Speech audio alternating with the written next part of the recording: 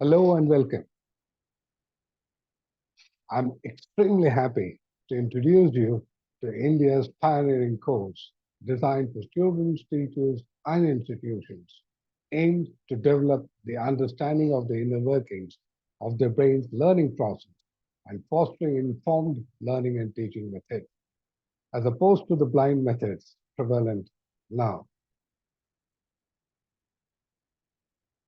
You know this. Okay, billions of students go to schools every day. You know, it's just a mundane. They get up, they go to school, they come back, they do homework. No, but none of them actually know what learning exactly means. How does their brain form new memory? And everybody complains about their memories. But do they know?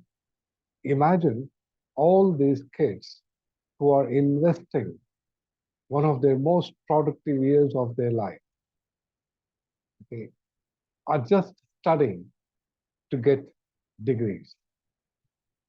Imagine if these people know what they are doing. Imagine if these people know how the things what they're doing works. They would be entirely different people.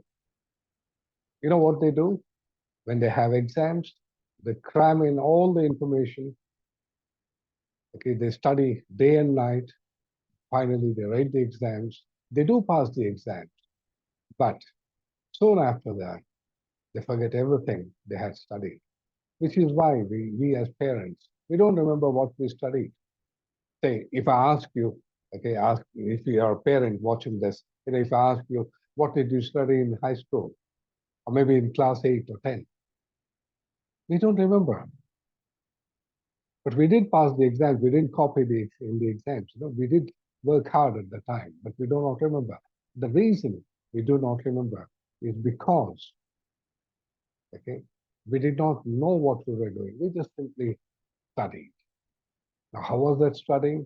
Okay, some used rote method, what we call memorizing. Okay, some use some methods that work for them. But can anybody tell how exactly learning takes place? This is why I say these kids, students, learn blindly. Blindly because they don't know. They don't know simply what learning means. And then we have millions of teachers who try to teach their students every day, every day. Do they know what works? Okay, for example, this teacher who is teaching maths, addition in it, okay, see, this is a lovely method, the one she's using here on the screen, okay. Now, does she know how do her students actually retain this information? And when she asks a question, how much is 5 plus 3? Okay, how is that her students recollect that information, what was taught to them a day before? Or for that matter, why do they forget it? Okay? This is why I say teaching and learning both is done blindly. Neither the institutions, nor the teachers, nor the students, nor the parents for that matter, okay, know a simple fact. How does a student learn? No, we don't know this. We don't know this. And we have so many other things. You know what we say? Yeah, if you are really motivated to learn, hard work matters. You should be doing your homework every day, but that is what the work is. The question is, how does a student learn? What happens? How does the information from the book or the teacher who is teaching get into the brain of the student? And then how does he or she recollect the information when it is needed? We don't know this. And we blindly, okay, push our kids. Institutions promise, they say that we make it interactive, we do this, we do that, we do not follow the conventional thing, our teachers are very friendly, all that is fine, but what is that you're missing out is you have no idea how learning takes place. Now, this is not only tragic, okay, quite unfortunate. Now, let's move to the next part.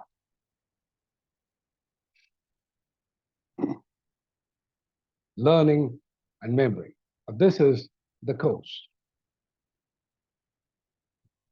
The course is designed after years of research on the human brain, on how it learns and how new memories are formed.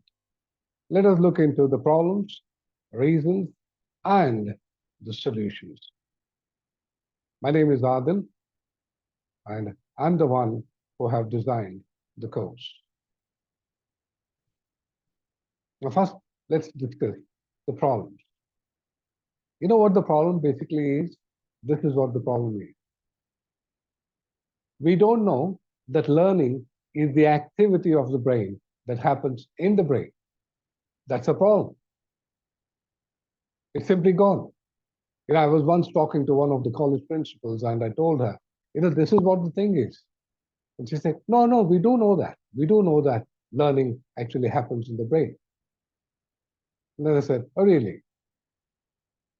So do you teach your students then, according to the methods, the brains learn? She didn't reply for that. Anyway, so now you know the problem is we do not know that learning is the activity of the brain that happens in the brain. And because brain is also a kind of a machine, it works in a particular way. You understand that? And because we don't know that, okay, we are learning it blindly. If we know this, we can then align our learning methods to the method the brain actually uses to retain the information. And then we have this. Every time a student tries to study something, you know what? He or she actually is changing the structure of your brain, of their brain, I should say. Okay? Let me help you with that one.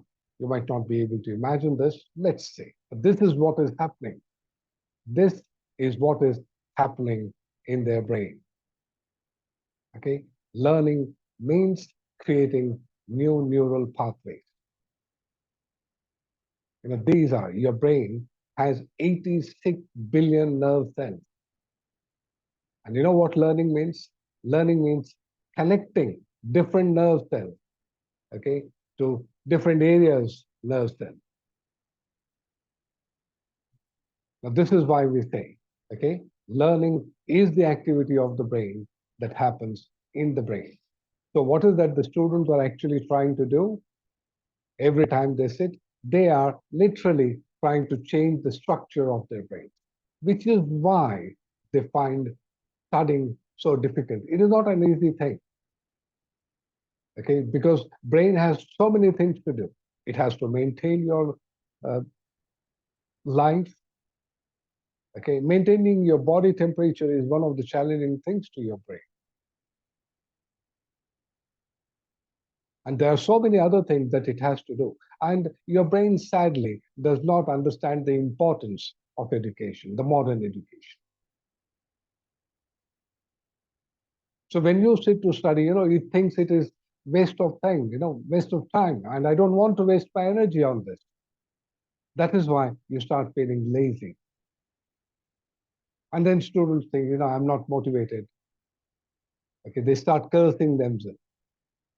But the fact is entirely different.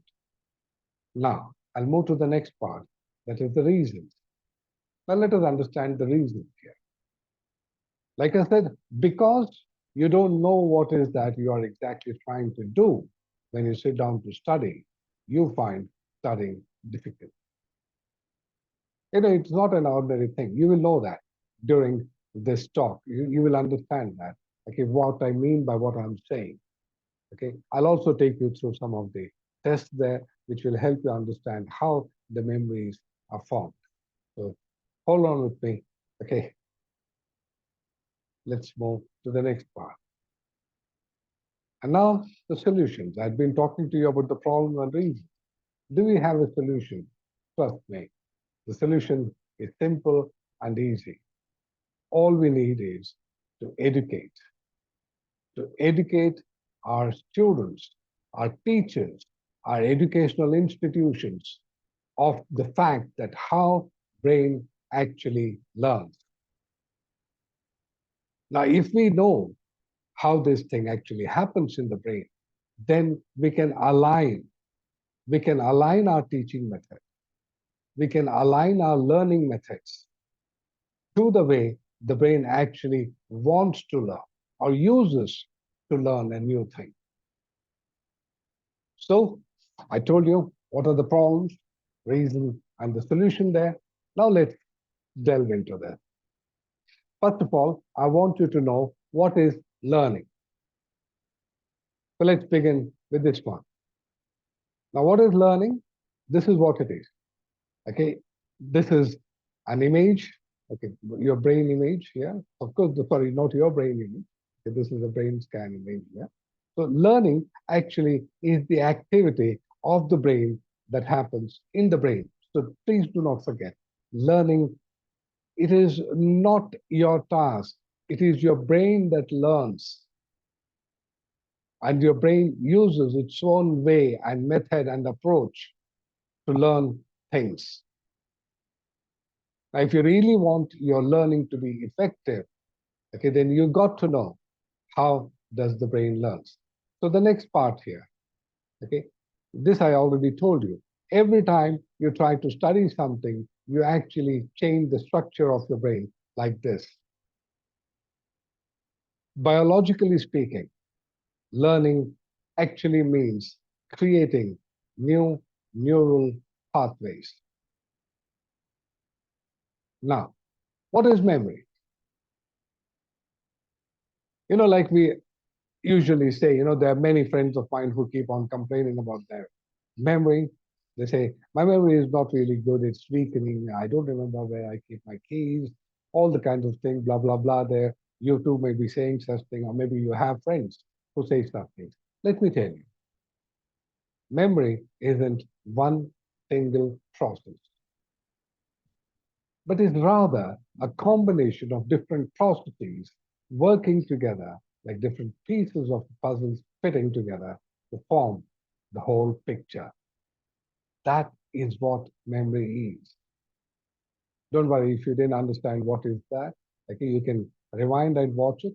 Now let me show you things here. To begin with, you have various types of memory. I'll not be talking much about these things. This is only to help you understand and realize that there are these many things. That's all. Okay. So now you have two types of memories. One is called declarative, another is non-declarative. And there are subcategories here, episodic, semantic, under the declarative. And under the non-declarative, you have procedural, implicit, non-associative, and conditioning. So now you have an idea that when you say memory, it is not a single process. I hope you understand. Now, let's say that. I like this one. This is much better for you. Okay, how does your brain form new memory? So let us see. You know what? You have five things, that is five senses, and you know the sense organs. I don't want to talk all that part. You know already. I don't want to talk things that you already know. Okay? Now what happens is the information from your sense organ reaches your sensory register. Now, I will show you where the sensory register is. But what happens in the sensory register? I'm just taking two of the things, seeing and hearing, because I'm talking about learning. So anything you see for the first time, your brain remembers that only for 1 second. And any information that you are hearing, okay, you remember it only for 5 seconds. Be careful. 5 seconds. And what happens after that? It's gone. It's simply gone. Do you remember what you saw in the previous slide or on the second slide? This is what happened. Now imagine when these students in the school attending period after period, classes, okay, after one subject after the other. Is it easy to retain all that information?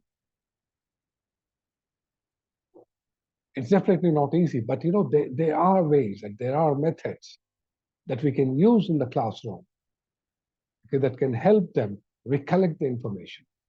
So let me now show you what is sensory register. This is your brain. And the information that passes through your sense organs is here. This is the area for smell. This is the area for hearing. This is the area for your vision, whatever you see. This green part is for what all the things you taste. And this is the area for touch. Do you see that? So when we say, I'm seeing something, actually, this is only the medium, but it is your brain that is seeing. And when you say, I'm hearing through my ears, no, actually, okay, this is again a medium. So this is the area that is listening. So now, I want to go back here. So this is what it is. So now you know what sensory register is. So all those areas, sorry, I didn't tell you that. Okay. So all this area that receives the information, okay, holds it for certain time. Because for the brain, it has billions of things to process. It doesn't know that the information what you are listening now, when I'm talking to you, it's important and I want to store it. No, it does not know that. So that is why, okay, it just simply discards. And you forget that. But if you pay attention when you are seeing something, or when you are hearing something, this can store or hold there for some longer time. We call it short-term memory.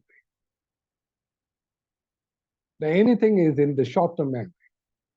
You have the information here from 18 to 30 seconds. But the danger is, okay, there is something what we call displacement. You may say the thing, but there will be discrepancy. Now, if you rehearse what you heard, okay, there is a time frame for rehearsal, then the information moves to long-term memory, and any information that moves from the sensory register through the short term and after rehearsal to the long term, this stays here, and what we call consolidation happens. And now you can remember all the things for a really long time, and some things maybe all your lives. Now you understand why is that we forgot all the things we studied for our examination. Because the thing, it did not process, it did not go to this process. We just learned it. It was there in the short-term memory, okay, a little more than the short-term memory there. And after examinations, it was all gone, just the way as it came. So now you understand. Now let me take you to this one. I've been talking to you for a long time now. Let us have a small memory test. Are you prepared? Let's start. You will see 15 items on the screen, okay? And you are expected to remember all the 15 items that you use on the screen. Fine.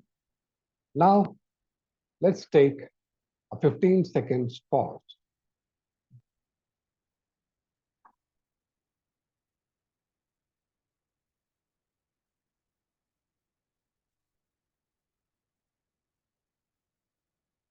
Yeah. Now let me ask you some questions here. Was candy on the list? How many of you said yes for that? Okay. All of you. Did you? Yes. Candy was on the list. Was sugar on the list? Yes. Sugar was on the list. You were right. You're doing well. Was car on the list? Okay. Yes. You're right. The car was not on the list. Was sweet on the list? Okay. Don't tell me your memory is waning now. Yes. Most people think they remember it being on the list. Sorry. Sweet was not on the list. It was the word sugar that your brain tricked for sweet. Imagine this thing. Okay. Now, let us now try and understand how different processes of memory come together to perform one simple task. You know this one, okay? So here, this is your brain. This is the lateral view. If you see this is the same left view. We call it lateral view of your brain. Here, what happens is this. Information that I'm talking to you or I'm giving you reaches your brain through your ears. This is somewhere here. Okay, we are seeing the deeper inner side of the brain. Okay, so it's somewhere here. So the information, what you are listening, is passing to this to the area called, you see the oval shaped area here? This is called thalamus. You can simply ignore the names. The names do not matter to me. What is important is I want you to realize what happened. That's all. Okay. Now, thalamus sends the information to hippocampus and amygdala. So you see the green area here surrounding the thalamus. This is the area responsible for your language. What I'm talking to you in the next part is language, so I'm using it here. So the language is stored here for long-term memory. Okay, and then you have amygdala here. Okay, amygdala is an almond-shaped thing. This is only for good and bad memories. So now, once the information, okay, is processed here, hippocampus, it then is sent from the LTM, that is the long-term memory, is sent to this area, what we call prefrontal cortex. This works as a working board in your kitchen room. Okay, it knows the task, it contacts different areas, and then the information is given back to it, and then it acts accordingly. So if I say, please raise your right hand, you understand that the information comes back to the PFC, and then you may raise your right hand. So this is how it happens. I hope you understand that.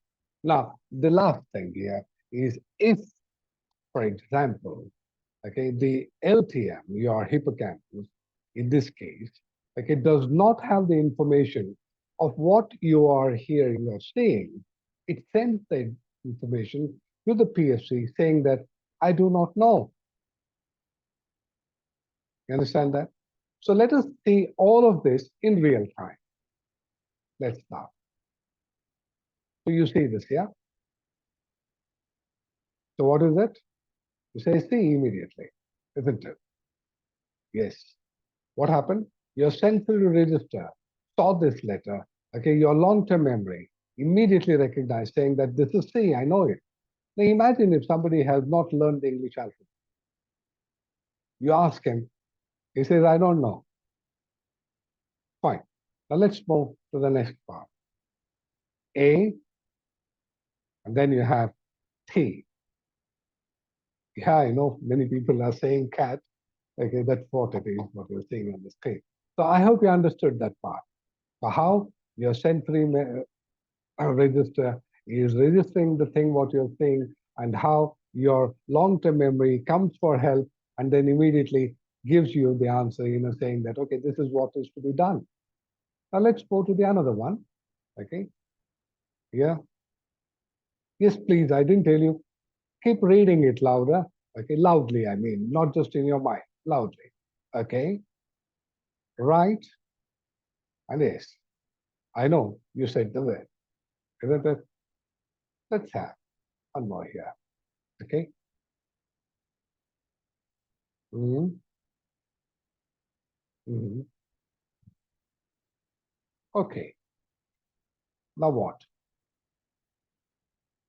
You know what? All the people who know the word that is on the screen, okay, immediately recognize that. Those who could spell, sorry, read it said sloth. But those who do not know what it is, okay, are guessing, what is this word?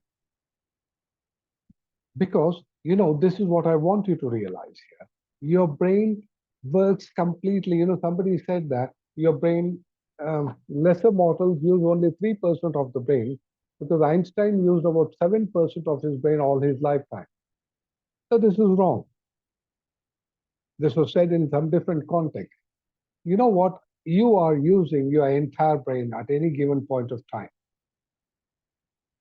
So you see what happens here. The left side of the brain, what you saw in the pictures, if not, you can just rewind and go back, see that.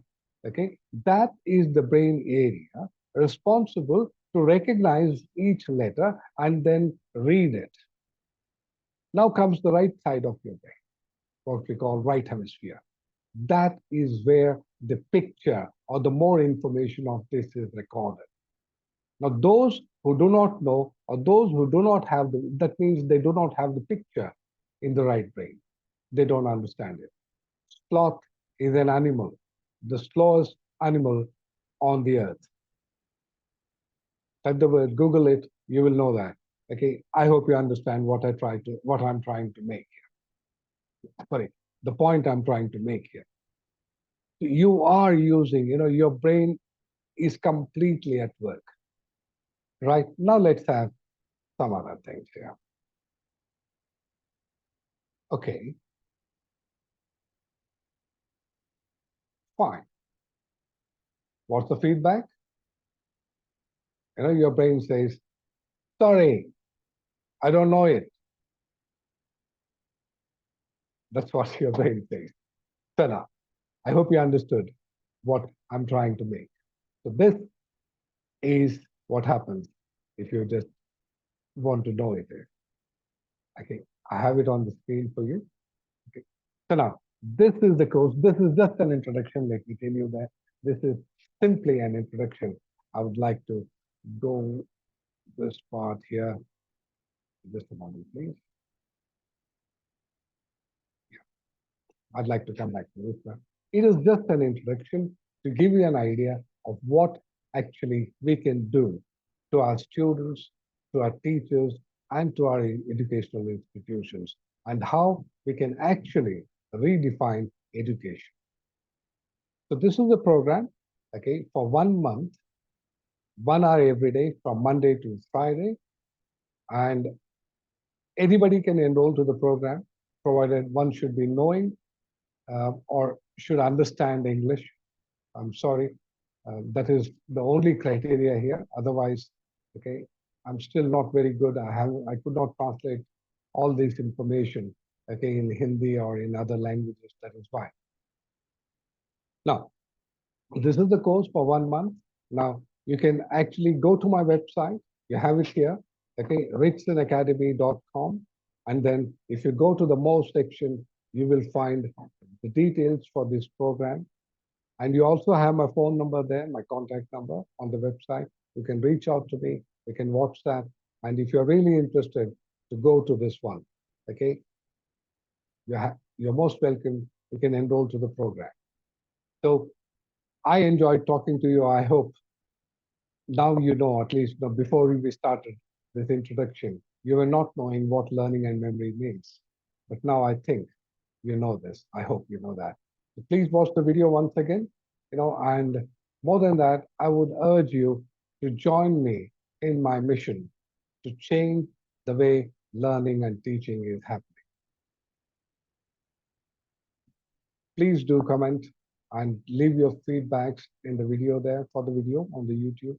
And I really appreciate if you spread the word, let everyone study and make their education meaningful. Take care. See you in the next video. Goodbye.